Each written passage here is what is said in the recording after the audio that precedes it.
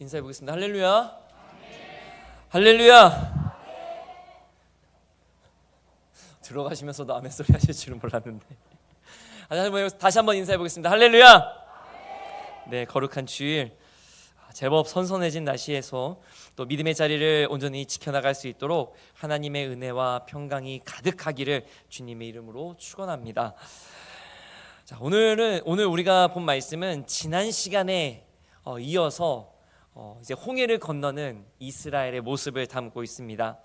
출애굽한 이스라엘을 향해 돌격해오는 이 애굽 군대를 하나님이 막아주시고, 이스라엘이 이 홍해를 건너는 오늘의 말씀을 통해 다시 한번 또 새로운 하나님의 은혜가 우리에게 가득하기를 간절히 축원합니다. 오늘은 제가 질문을 두 가지를 드리도록 할 건데, 첫 번째 질문은 이것입니다. 하나님은 모세에게 무엇을 명령하셨습니까? 우리 출애굽기 14장 15절 말씀 우리 함께 한 목소리로 봉독해 보겠습니다. 시작. 여호와께서 모세에게 이르시되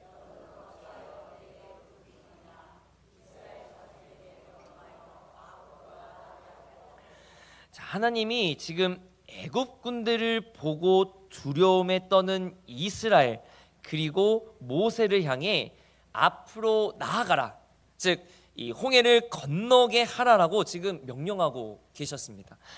그리고 16절 말씀을 보게 되면 어떻게 건너게 될 건지 또 말씀해 주고 계시는데, 지팡이를 들고 손을 바다 위로 내밀어 그것이 갈라지게 하라. 이스라엘 자손이 바다 가운데서 마른 땅으로 행하리라. 이렇게 하나님이 그 건너는 방법까지 세세하게 가르쳐주고 계십니다. 그런데 우리가 방금 봤던 15절 말씀을 다시 한번 보게 되면 하나님이 모세에게 이렇게 말씀하고 계십니다. 너는 어찌하여 내게 부르짖느냐? 여러분, 이 말씀 조금 이상하지 않으십니까? 조금 이상하지 않으세요? 너는 어찌하여 내게 부르짖느냐? 하나님이 지금 하나님 앞에 간절히 부르짖고 있는, 즉 기도하고 있는 모세를 향해서 너는 왜 내게 부르짖고 있느냐? 뭔가 조금 말이 이상하지 않습니까? 아니, 하나님이 왜 자신에게 지금 부르짖고 있는 모세를 향해서 왜 기도하고 있느냐라고 지금 되묻고 계신 것일까?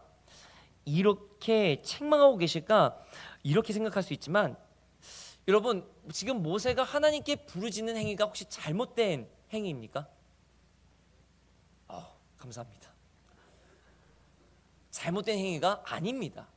우리가 삶의 어려움을 만났을 때, 혹은 어떤 어려움이 닥쳐왔을 때 우리가 하나님 앞에 기도하고 부르짖는 것은 잘못된 행위가 아닙니다. 오히려 그리스도인으로서 마땅히 해야 될 신앙의 모습입니다. 그런데 왜 이 15절 말씀에서 하나님은 모세에게 너는 어찌하여 내게 부르짖느냐라고 지금 모세를 책망하고 계신 것일까? 이 말씀을 공동번역 성경으로 보게 되면 우리가 알 수가 있습니다. 공동번역 성경은 이 말씀을 이렇게 번역했습니다. 야훼께서, 하나님께서 모세에게 말씀하셨다. 너는 어찌하여 나에게 뭐라고 합니까? 부르짖기만 하느냐? 부르짖기만 하느냐? 앞서 지난주에 애굽 군대, 어떤 군대였습니까? 최정예로 훈련받은 병거 600대를 포함해서 애굽의 모든 군대가 지금 이스라엘을 향해 돌격해 들어오는 이 상황에 두려움에 빠진 이스라엘이 모세를 찾아와서 뭐라고 얘기했었습니까? 애굽에 무덤이 없어서 우리를 이 광야까지 이끌어내가지고 죽게 만드느냐? 이스라엘이 모세를 원망했던 그 말씀을 우리가 보지 않았습니까? 자, 그런 상황에 모세도 뭘 하고 있었던 겁니까? 하나님께 기도하고 있었던 겁니다. 하나님, 어찌해야 되겠습니까? 이 어려움을, 이 위기를 어떻게 해야 되겠습니까? 기도하고 있었던 것입니다. 그런데 하나님은 무엇을 책망하고 계신 겁니까? 기도만 하고 있는 것을 책망하고 계신 겁니다. 부르짖기만 하고 있는 것을 책망하고 계신 겁니다. 부르짖은 것이 잘못된 것이 아니라, 기도한 게 잘못이 아니라 무엇입니까? 아무것도 하지 않는 모세와 이스라엘을 책망하고 계신 것입니다. 모세야, 너는 내가 이미 호렙산 그 불붙었던 떨기나무 가운데에서 택하여 이 이스라엘을 애굽에서 이끌어 가나안 땅으로 이끌어 줄 것을 내가 미리 알려주지 않았느냐? 그런데 너는 지금 나에게 부르짖기만 하고 정작 왜 아무것도 믿음으로 행하고 있지 않느냐? 모세를 책망하고 있는 것입니다. 혹시 어떤 분들은 이렇게 생각할지 모르겠습니다. 아니 목사님, 뭘 하려고 해도요, 하나님이 어떻게 할지를, 아니 하나님이 어떻게 역사하실지를 미리 알고 나서 해야지, 아무것도 모르는데 어떻게 모세가 먼저 할 수 있습니까? 이렇게 물으실지 모르지만 우리가 14장 말씀을 보게 되면요, 하나님은 이미 모세에게 다 알려주셨습니다. 다 알려주셨다는 걸 우리가 알 수가 있는데, 하나님이 모세를 이 홍해 앞 광야로 이끌어내실 때에도 그 이유를 말씀해 주셨습니다. 출애굽기 14장 2절 말씀에 보면 이스라엘 자손에게 명령하여 돌이켜 바다와 믹돌 사이에 비하히롯 앞 곧 바알스본 맞은편 바닷가에 장막을 치게 하라. 지금 무엇입니까? 홍해 앞에다가 장막을 쳐라. 이미 하나님이 모세에게 이미 명령을 해주셨습니다. 그러면서 3절 말씀에 뭐라고 말씀하셨느냐? 바로가 이스라엘 자손에 대하여 말하기를 그들이 그 땅에서 멀리 떠나 광야에 갇힌 바 되었다 하리라. 자, 무슨 말이냐? 모세가 이스라엘에게 명령해서 홍해 앞 바다에 광야에 진을 치게 되면 바로가 생각하기를, 저 이스라엘 저 노예들이 갈 길도 모르고 길을 잘못 들어서 지금 광야길을 헤매고 있구나, 이렇게 착각하게 될 것이다라고 지금 하나님이 이미 바로가 어떻게 행동할지도 다 알려주셨던 겁니다. 그리고 그 뒤에 4절 말씀에 보면 뭐라고 말합니까? 내가 바로의 마음을 완악하게 한지, 바로가 그들의 뒤를 따르니, 이스라엘 뒤를 따르리니 내가 그와 그의 온 군대로 말미암아 영광을 얻어 애굽 사람들이 나를 여호와인 줄 알게 하리라. 이미 하나님이 뭐라고 말씀합니까? 아직 애굽 군대가 오지도 않았는데 너네 홍해 앞 광야에다 장막을 치면 바로가 착각하고 애굽 군대를 이끌고 너를 쫓아올 거야. 그런데 뭐라고 말씀하신 겁니까? 그러나 두려워하지 말아라.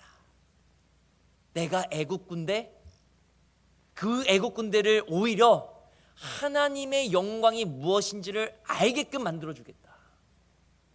이미 하나님이 모세에게 가르쳐 주셨던 겁니다. 그러면서 오늘 모세를 두고 뭐라고 말씀하시는 겁니까? 어찌하여 내게 부르짖기만 하느냐? 책망하실 때 하나님의 마음은 무엇이겠습니까? 내가 이미 너에게 어떻게 역사할 것인지를 다 일러줬는데 너는 왜 내게 부르짖기만 하고 아무런 행동도 하지 않느냐?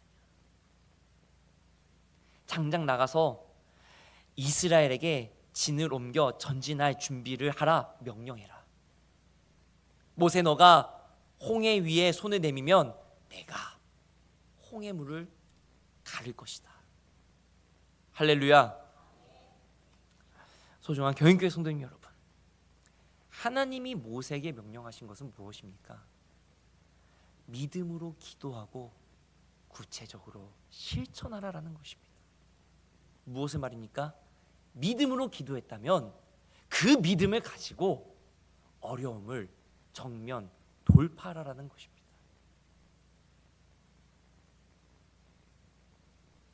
우리 또한 기도와 함께 거룩한 삶의 실천, 하나님만 바라보는 그 믿음의 실천으로 반드시 우리의 신앙은 죽은 믿음이 아니라, 딱딱한 믿음이 아니라, 굳어져 있는 믿음이 아니라 살아있는 믿음으로 우리가 서야 할 줄 믿습니다.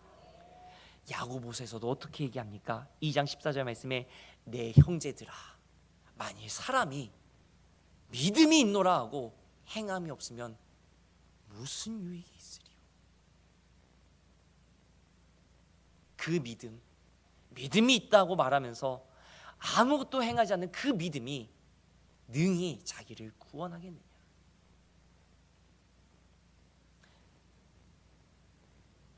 우리는 믿음으로 반드시 실천의 열매를 맺어서 우리 교회와 가정 그리고 삶의 터전을 더욱 아름답게 만들어 나가야 할 줄 믿으시고 믿음의 행동에 더욱 힘쓰는 저와 우리 경희교회 성도님들 다 되시기를 주님의 이름으로 축원합니다. 자, 두 번째 질문 드리겠습니다. 벌써 두 번째 질문이네요. 하나님은 무엇을 하고 계셨습니까? 우리 19절 말씀을 같이 한 목소리로 봉독해 보겠습니다. 시작. 이스라엘 진 앞에 가던 하나님의 사자가 그들의 뒤로 옮겨가매 구름 기둥도 앞에서 그 뒤로 옮겨. 자, 하나님의 사자가 진 앞에 있었는데 그 사자가 뒤로 가면서 구름 기둥도 이스라엘 진영의 뒤쪽으로 갔다 말씀을 기록합니다. 그러면서 20절 말씀에 이렇게 말합니다. 애굽진과 이스라엘 진 사이에 이르러 서니 저쪽에는 구름과 흑암이 있고 이쪽에는 밤이 밝음으로 밤새도록 저쪽이 이쪽에 가까이 못하였더라 라고 말합니다. 자, 애굽 군대가 몰아치는 이 순간에 하나님의 사자가 이스라엘 진영 앞에서 뒤로 옮겨갔습니다. 그러면서 이스라엘을 인도했던 구름 기둥도 이스라엘 진영 뒤로 옮겨갔는데 그러면서 어떻게 됐습니까? 이스라엘을 향해 애국 군대가 접근할 수 없을 정도로 깊은 흑암이 그들을 뒤덮었다라고 말씀을 기록하고 있습니다. 그리고 나서 하나님은 모세를 통해 홍해를 가르셨습니다. 21절 말씀에 모세가 바다 위로 손을 내밀매 여호와께서 큰 동풍이 밤새도록 바닷물을 물러가게 하시니 물이 갈라져 바다가 마른 땅이 된지라. 자, 이렇게 바닷물이 갈라진 뒤에도 하나님은 이스라엘아 니네 알아서 건너가라. 이 정도 했으면 니네 이제 내 말 다 알아들었지? 이게 아니라 하나님은요 홍해 바다를 갈라주신 것도 놀라운데 그 뒤에도 이스라엘 사람들이 끝까지 건너갈 수 있도록 지켜주셨습니다. 24절 말씀에 보면 뭐라고 말씀합니까? 새벽에 여호와께서 불과 구름 기둥 가운데서 애굽 군대를 보시고 애굽 군대를 어지럽게 하셨다.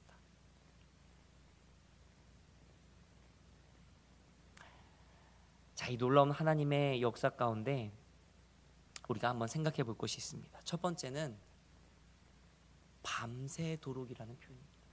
밤새도록. 자, 출애굽기 14장 20절 말씀을 다시 보면 애굽진과 이스라엘 진 사이에 이르러 서니 저쪽에는 구름과 흑암이 있고 이쪽에는 밤이 밝으도록 어떻게 했습니까? 밤새도록 저쪽이 이쪽에 가까이 못하였더라. 자, 애굽 군대가 들이닥치기 전에 아까도 봤지만 하나님의 사자와 이스라엘 진영에 앞서갔던 구름 기둥도 같이 이스라엘 진영 뒤로 옮겨가서 애굽 군대를 막고 있는데 그 시간이 얼마입니까? 밤새도록 1시간, 2시간, 조금 봐서 3시간도 아니라 몇 시간이 아니라 밤새도록 하나님이 막아주셨다라는 것입니다. 자, 구름 기둥으로 인하여 애굽 군대 지금 흑암이 있었다라고 기록하는데 이 흑암이 어느 정도냐? 이 표현이 어디에 나오냐면 출애굽기 10장에서 하나님이 애굽 전역에 재앙을 내리실 때 어떤 재앙이 있었습니까? 애굽 전역에 흑암, 어둠이 내려앉았다라고 했었는데 그 흑암을 말할 때 이 흑암이 어느 정도 수준이었느냐? 출애굽기 10장 21절 말씀에 보면요, 여호와께서 모세에게 이르시되 하늘을 향하여 내 손을 내밀어 애굽 땅 위에 흑암이 있게 하라. 근데 어느 정도의 흑암입니까? 더듬을 만한 흑암이더라. 그러니까 애굽 군대를 덮었던 흑암이 무엇이냐? 그 애굽 전역에 내렸던 흑암이었는데 더듬어서야 살 수 있을 정도로 정말 한 찹도 보이지 않아서 손으로 앞을 더듬어야만 내 앞에 뭐가 있구나라고 알 수 있을 정도로, 그 정도로 깊은 흑암이었다라는 것입니다.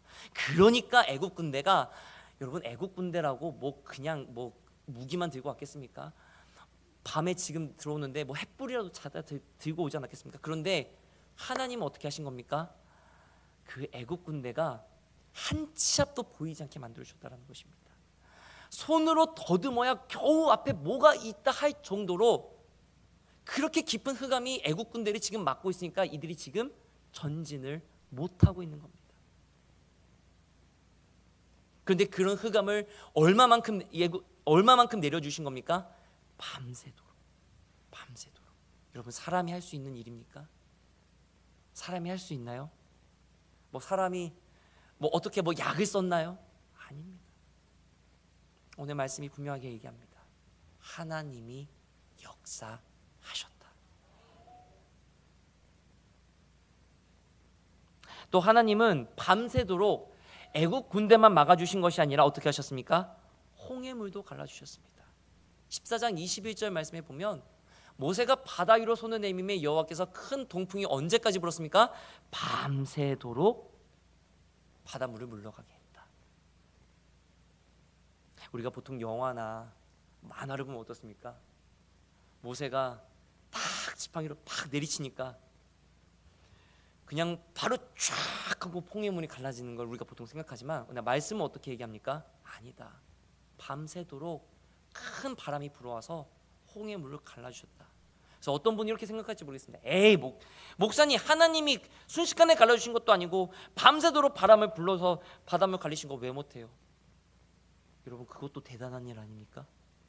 그것도 놀라운 역사 아닙니까? 아니 여러분, 바람이 불어가지고 바닷물이 갈라지는 역사가 흔하게 일어나는 일입니까? 그거 흔하게 일어나는 일 아닙니다. 바람이 불어가지고 바닷물이 갈라지는 일, 그거 사람 누가 할 수 있겠습니까? 이 말씀이 하는 이야기가 무엇입니까? 하나님이 밤새도록 지금 이스라엘을 붙잡아 주시고 그 살 길을 열어주고 계셨다는 걸 지금 보여주고 있는 겁니다. 소중한 교인교회 성도님 여러분, 애굽 군대가 몰아칠 때 밤새도록 역사하신 하나님께서 우리에게도 밤을 새도록 신실하게 역사하시는 하나님이심을 믿으시기 바랍니다. 이러한 하나님의 역사하심 속에 날로 부흥하는 우리 교회, 또 우리 속회 모임 다 되시기를 주님의 이름으로 간절히 축원합니다. 우리가 한 가지를 더 생각해 보기를 원하는데 두 번째는 마른 땅이 된지라라는 표현입니다. 출애굽기 14장 21절 다시 한번 보게 되면요, 모세가 바다 위로 손을 내밀매 여호와께서 큰 동풍이 밤새도록 물러가게 하시니 물이 갈라져 그 다음에 뭐라고 얘기합니까? 마른 땅이 된지라. 근데 이 14장 21절 말씀을 우리가 원어로 보게 되면요, 지금 우리 한글 말씀에는, 한글 성경에는 물이 갈라져 바다가 마른 땅이 되었다, 이게 하나의 역사로 나타나지만 원어 성경 보면 제가 표시해 드렸다시피 물이 갈라져 그리고 띄어서 바다가 마른 땅이 된지라. 그러니까 두 개의 역사를 서로 구분해서 이야기하고 있습니다. 아니 목사님, 당연히 바다가 갈라지면 그 땅이 마르겠죠. 근데 여러분, 한번 생각해 보시기 바랍니다. 하나님의 말씀이 허투루 기록된 게 있나요? 하나님의 말씀이 그냥 그렇게 됐나 보다 이렇게 기록된 게 있습니까? 아닙니다. 하나님의 영에 감동되어 기록된 하나님의 말씀은 그냥 허투루 기록된 것이 아닙니다. 이 말씀 속에도 분명히 의미가 있다는 것입니다. 여러분, 한번 잘 생각해 보시기 바랍니다. 바닷물이 빠진 땅, 여러분 어떤 땅이었을까요? 어떤 땅이었을까요? 뻘. 저기 대부도나 이런 게 가면은 제가 뻘을 볼 수 있는데, 홍해 바다 밑에 땅이 뻘인지 아닌지는 우리가 알 수는 없지만 분명한 사실은 하나 있습니다. 만약에 홍해물이 갈라지고 난 바로 그 뒤에 홍해 그 땅은 아마 건너가기 쉬운 땅은 아니었을 겁니다. 왜? 여러분 생각해 보십시오. 바닷물 속에 잠겨 있는 땅인데, 아니 그 땅이 바위가 아니라고 한다면 사실 그 흙이 단단한 흙이었겠습니까? 우리가 알다시피 뻘과 같이 혹은 물 먹은 진흙과 같이 아마 푹푹 빠지는 땅이었을 겁니다. 그렇지 않았겠습니까? 우리가 상식적으로 생각했을 때 바닷물 속에 있는 땅은요, 그게 드러났다 한들 그냥 바로 쉽게 건너갈 수 있는 땅은 아니었을 겁니다. 더군다나 이스라엘 사람들은요, 자기들만 챙겨온 게 아니라 뭐까지 가져왔습니까? 짐승들도 가져오고 또 세간살이 또 수레에다 실어서 가져오지 않았겠습니까? 자기 짐들도 있는데, 여러분 그 땅을 여러분 한번 우리가 한번 생각해 봅시다.